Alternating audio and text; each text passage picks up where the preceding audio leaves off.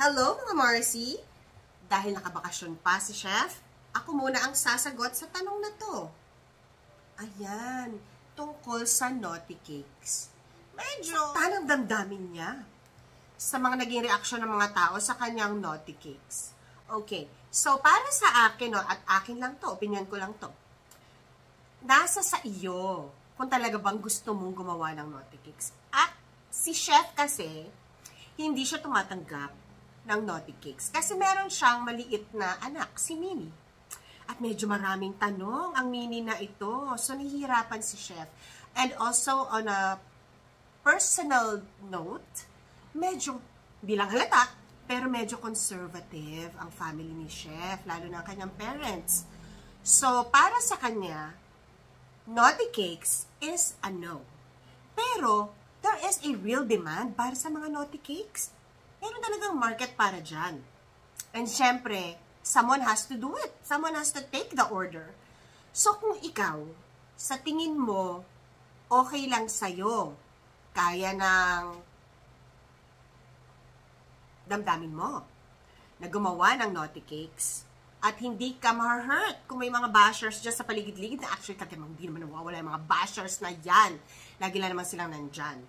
Kaya nga, alam ninyo, kami ni Mars, hindi lang namin yung pinapansin.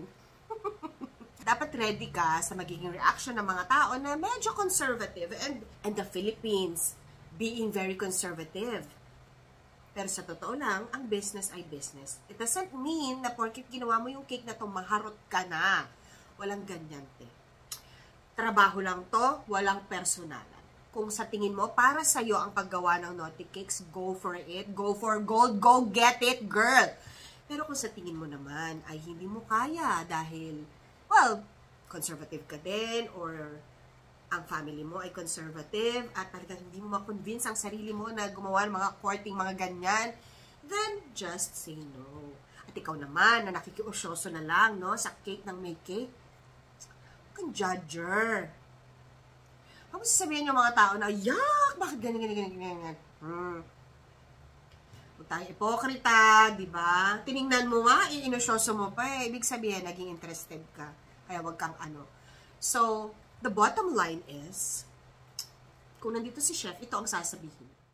Alam nyo, it's a business. It doesn't have anything to do with your personal views or your personality or your culture. Tinanggap mo lang ang order na ito because the order was made and you felt that you were artistically capable of creating a beautiful naughty cake.